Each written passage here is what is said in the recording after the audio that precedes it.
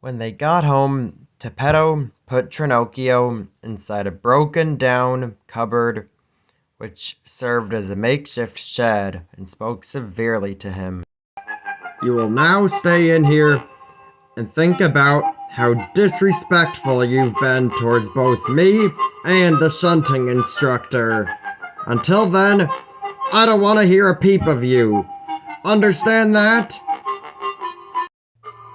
"No, sir, please. I want to be a really useful engine." Tophetto ignored Trenocchio and let him cry and scream and think about his actions for a good hour as a way of teaching him a lesson. At last, Tophetto came to see him.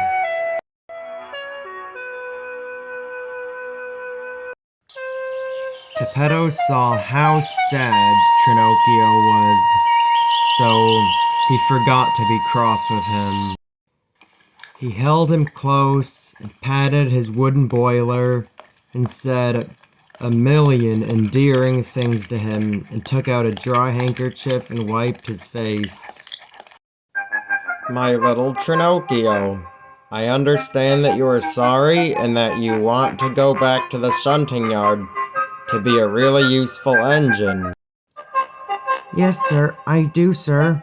I promise, if you give me another chance, I will be the best engine at the big station." That's what all engines say when they want something.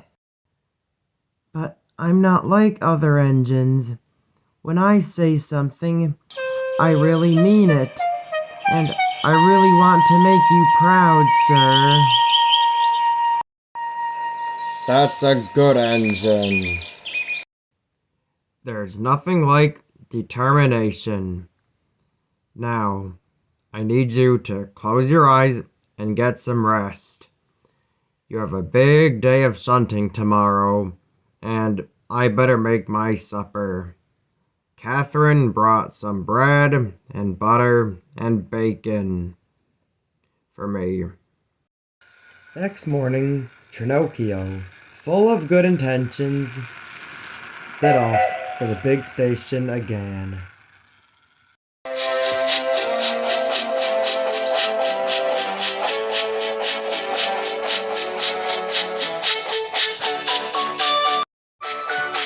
He was careful to stick to the branch line and not to wander onto the main line. Little did he know, he was being watched by two of the most cunning diesels on the railway.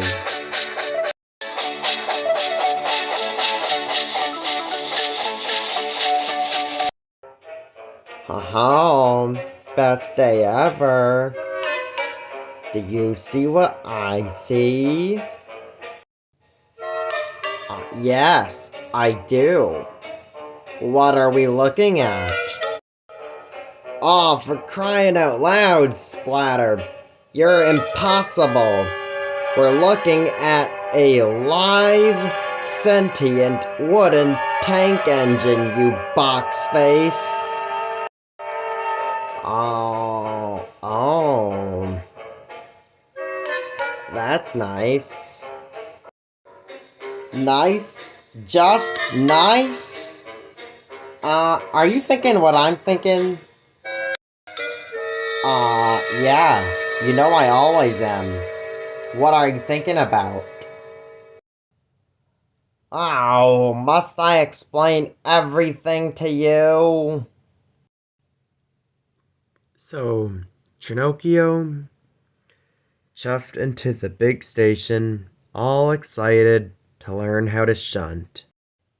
Meanwhile, so if we play our cards right and convince him to join in Sir Lolum Hat's unique engine show, us Class 08s will finally get the recognition we deserve. So, Senor Tophetto will actually make Wooden models of us too? No, you bumbling idiot!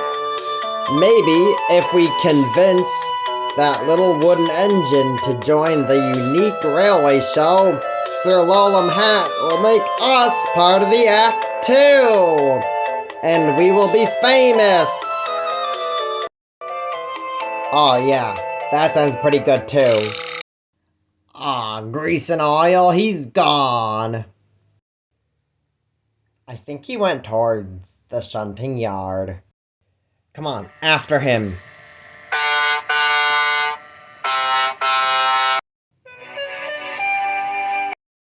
I thought I made it crystal clear yesterday that I will not tolerate a liar in my shunting yards.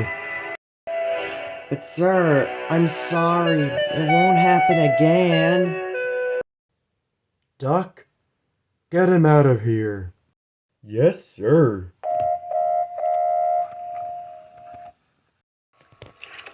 If there's one thing I won't tolerate in my classroom, it is a liar.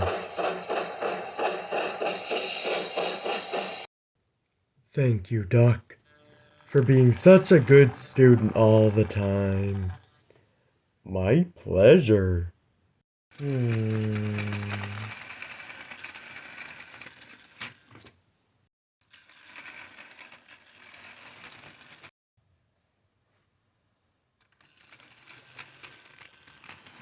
Ah, the engine dilemma. Excuse me, but who are you? I'm Edward, one of the oldest engines here on this railway, and it appears you just got kicked out of the big station. Yeah, and where are you going with that? Just giving you a message to not be one of those engines that turns their bunker on shunting and other important jobs. Huh? What do you mean by... Out of the way! We've also got something very important to say to you, little one. You see, great minds and great talent like you and every other wonderful, famous engine that has ever chuffed the earth has been misunderstood. We can see to it that your talent shines. And how's that? Through fame. Fame? But I was supposed to go to the shunting yard and learn how to shunt. And you did, but you were kicked out. Why don't you listen to my good advice? I guess it's not really any of my business anymore. But I wouldn't believe those that promise you success overnight. They're either mad or crooks. Hey, you old steampot. I've got some wise words for you today. Why don't you mind your own business? Now on to Lolums.